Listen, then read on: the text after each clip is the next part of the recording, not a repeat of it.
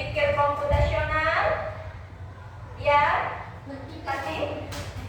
Berpikir komputasional adalah kemampuan menyusun solusi masalah secara logis dan sistematis. Iya, berpikir komputasional adalah apa lagi sekali? Dengarkan bunyinya.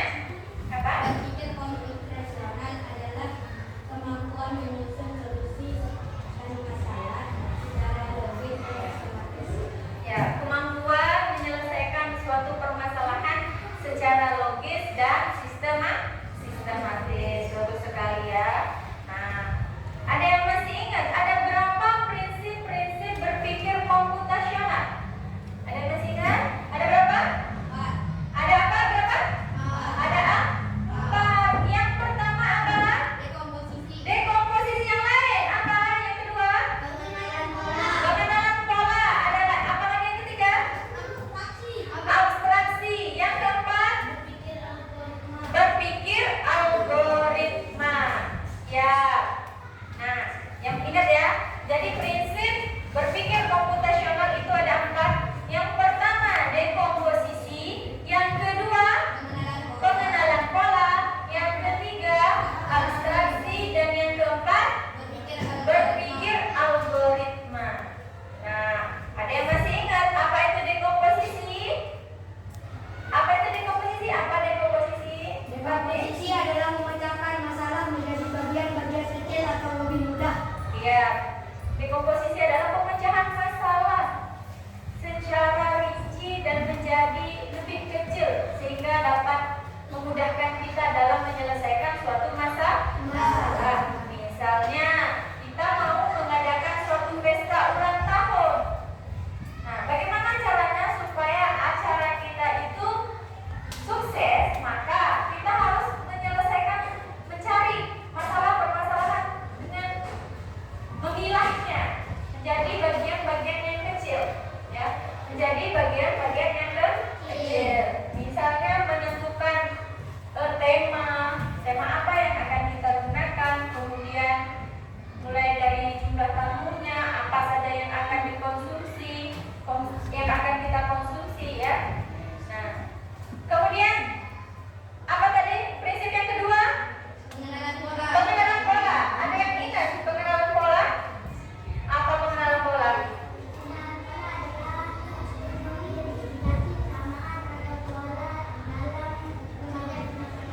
Ya, mengidentifikasi berbagai pola dalam suatu permasalahan. Ya. Misalnya ada masalah ini, ada pola lingkaran, kotak. Maka bagaimana caranya kita menyelesaikannya dengan menyamakan lingkaran dengan lingkaran, kotak dengan kotak, begitu ya. Seperti yang sudah kita bahas kemarin. Kemudian yang ketiga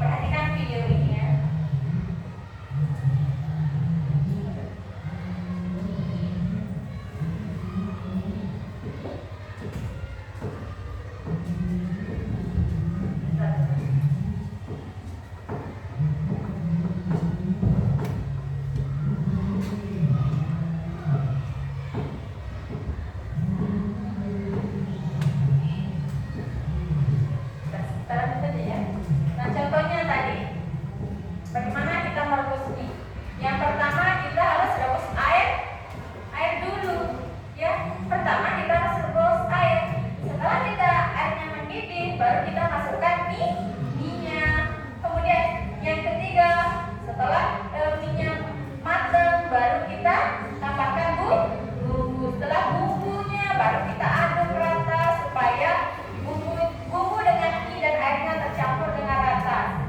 Nah, yang terakhir baru kita sajikan. Itu adalah berpikir algoritma ya.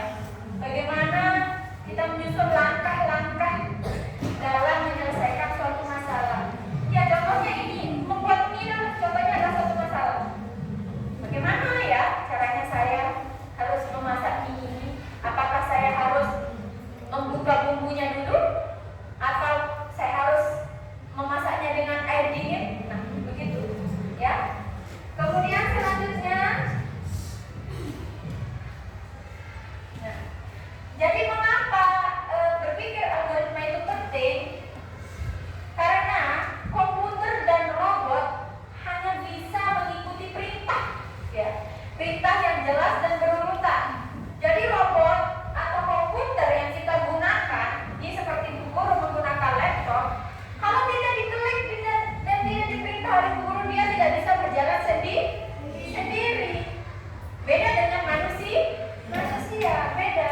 Jadi itu komputer, robot hanya bisa mengikuti perintah yang jelas perintahnya dan berurutan. Nah, yang kedua, tanpa algoritma yang benar, hasilnya salah atau gagal. Tanpa ada langkah-langkah, maka hasilnya itu gagal. Seperti contohnya yang tadi, misalnya kita mau memasak dengan air, maka gagal memasak mie itu dengan air dingin maksudku. Kemudian yang ketiga, dengan algoritma pekerjaan menjadi lebih cepat dan teratur ya. Jadi itu. Nah, apa ciri-ciri algoritma yang baik?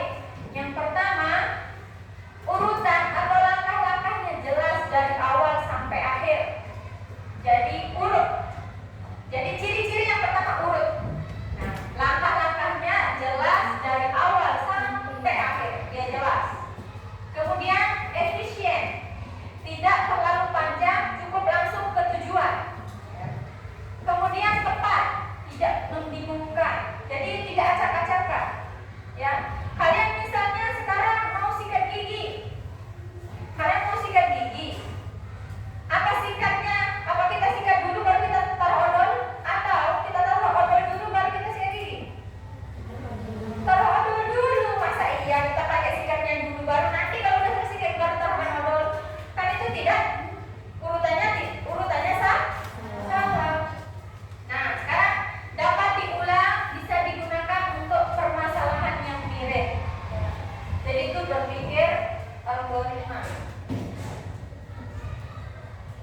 Kemudian selanjutnya contoh algoritma dalam kehidupan sehari-hari. Jadi di sini ada beberapa contoh. Nah, seperti yang guru katakan tadi, misalnya kita ingin menyikat gigi, apa yang harus kita lakukan? Jadi ada langkah-langkahnya yang harus kita lakukan dari awal sampai akhir. Mulai dari kita mengambil sikat gigi dulu, ambil dulu, ya tidak? Ambil dulu atau tidak? Ambil sikat giginya dulu. Setelah kita mengambil sikat gigi, baru kita kasih pasta gigi. Setelah diberi pasta gigi, baru kita basahi dengan air sedikit. Nah, supaya cepat berbusa. Kemudian yang keempat, baru sikat gigi selama 2 menit. Kemudian kumpul dan bersihkan sikat. Ini adalah urutan yang sesuai atau tidak? Iya. Coba bagaimana kalau yang kita lakukan pertama kali adalah memberi pasta, padahal kamu belum ambil sikat, ya? Langsung bawa pasta.